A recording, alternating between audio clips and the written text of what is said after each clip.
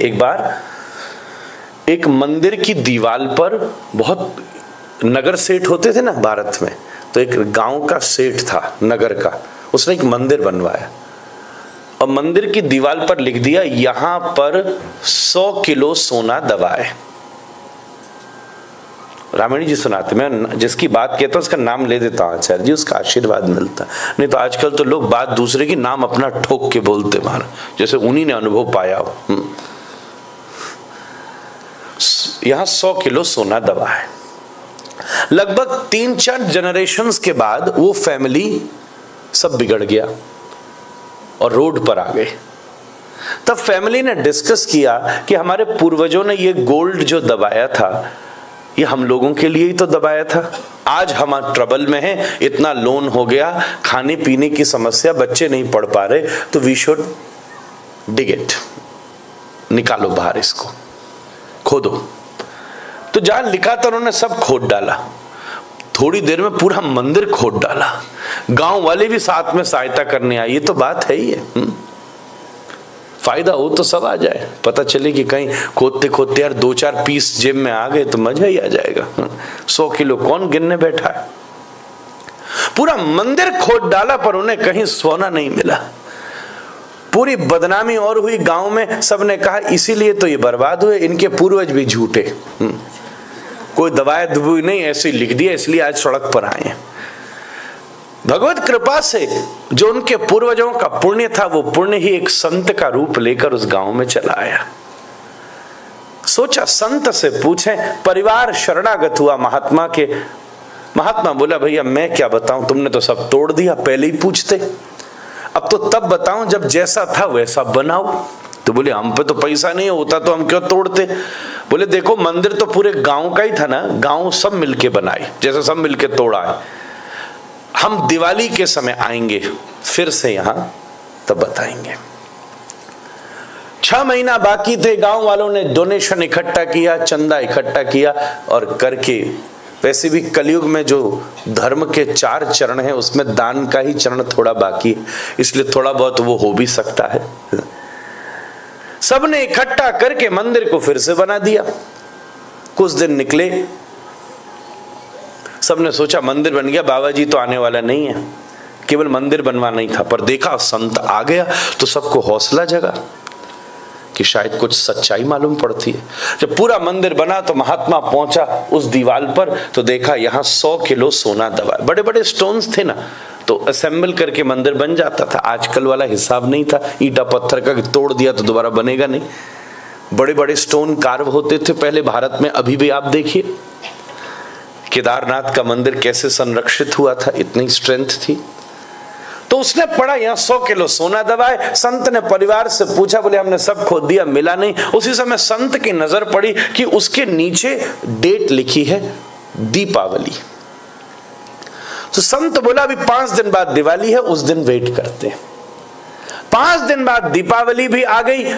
अब फिर सब इकट्ठे हो गया गांव, क्या होने वाला है। सब लोग मंदिर के आसपास थे, वो महात्मा भी घूमता रहा, क्या करें क्या करें। उसी समय संत की नजर पड़ी कि वहीं डेट के आगे एक चीज लिख रही थी, ठीक 12 बजे मुहूर्त हुआ। संत ने विचार किया 12 बजने दो। जैसे ही 12 नून 12 बजे संत को याद आया कि सूर्य का संबंध समय के साथ है। संत ने सूर्य के प्रति चिंतन किया और ठीक 12 बजे देखा उस मंदिर का शिखर की शैडो जहां गिर रही थी। कहा यहां खोदो। और जैसे ही उस जगह खोदा 100 किलो सोना मिल गया। जहां लिखा था वहीं दबा देते तो कब के चोर ले जाते। पूर्वज भी बुद्धिमान थे कि तोड़ने पर भी न मिले, समझदार कोई मिले। मैं आपको सच बात कहूं, हमारे ऋषियों ने ज्ञान को भी शास्त्र में ऐसे दिया है। इसको डिकोड करना पड़ेगा, किसी जानकार से पूछना पड़ेगा। महान जनो ये नगतस्स पंथा, नहीं तो तुम सीधे ही खोदने बैठ जाओगे तो मिलेगा क्या। फिर तो उसी झंझट में राम ने क्यों भेज दिया सीता को जंगल। भाई तुझको क्या प्रॉब्लम हो रही है, दोनों का पर्सनल मैटर है, पति पत्नी को प्रॉब्लम नहीं, तुम जबरदस्ती उंगली करने में लग रहे हो। सीता खुश खुश चली गई, राम जी खुश रह गए, प्राइवेट मसला, पति पत्नी की अंडरस्टैंडिंग। आज तो जाने कितने पति पत्नियों को जंगल क्या जोन्नम भेजने को तैयार बैठे। इसका मतलब डिकोड नहीं हुई बात। शास्त्रों का आधार लीजिए। मैं बार बार लौटा के आपसे कह रहा हूं, महाभारत हमको रहना सिखाती है, रामायण हमको जीना सिखाती है।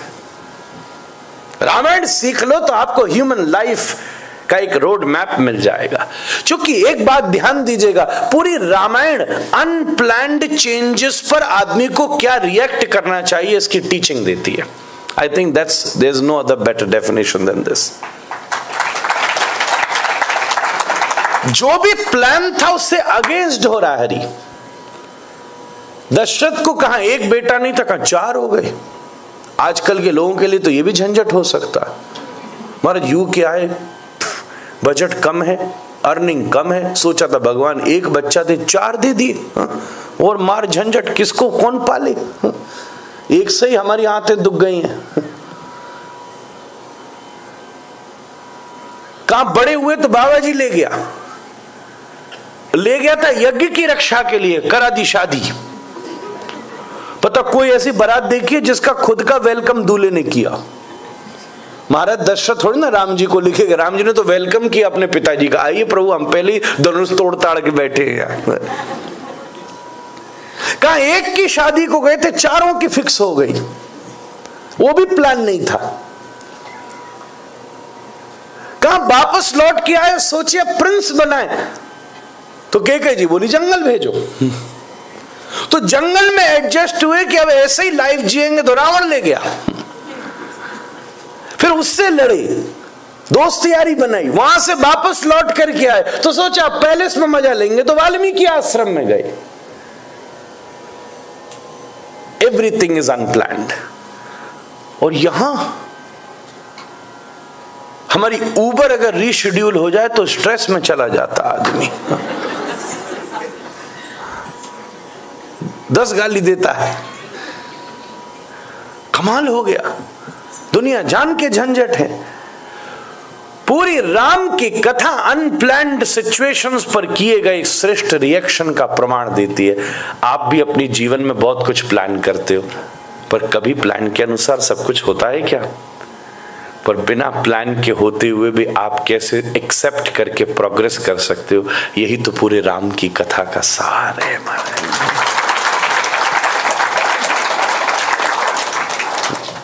हो सकता है वन गए राम तो बन गए राम। जीना सिखाती है राम की कथा, कुछ करना सिखाती है गीता का उपदेश। अकर्मण्य हो गया था अर्जुन, मैं नहीं लड़ूंगा, नहीं छोड़कर जाना है। भगवान सामने रिश्तेदार खड़े, मेरा मोह हो गया। पहले कहता था बिना लड़े बिना ये कदम पीछे नहीं होगा, सामने मामा देखे साला देखे माथा खराब हो गया। अर्जुन बोले क्या करना, जीत के। भगवान बोले तेरी बात तो बहुत अच्छी है पर टाइमिंग बहुत गलत है। मैं सारा खानदान छोड़ के यहाँ बैठा हूँ, कह रहा मैं लड़ूंगा नहीं। हाँ ये क्या मतलब हुआ? इतनी घरवाली मेरी, इतने बच्चा को तेरा मूड चल रहा है यहाँ है? ये कोई तेरा सन नहीं होता, ऐसा लगे दुनिया आएंगे डर गया भाग गया। हाँ? गीता की शुरुआत ही प्रभु जी गाली गलौज से हो रही है, पढ़ो ध्यान से। कृष्ण बोले क्लेब्यम समगम पार्थ नई तत्तयुपपद्यते। क्लीब, क्लीब का मतलब नपुंसक। इस धरती में कोई पैदा नहीं हुआ जो अर्जुन को नपुंसक बोल दे। अर्जुन हाथ जोड़ के बैठा है, पूरा विज्ञान दे दिया। तो महाभारत रहना सिखाती है, रामायण जीना सिखाती है, गीता कुछ करना सिखाती है। धर्म में, अर्थ में, काम में, मोक्ष में कुछ करिए। श्रीमद् भागवत की महात्म्य इसलिए है क्योंकि भागवत में महाभारत भी है, इसलिए ये कुछ करना भी सिखाती है।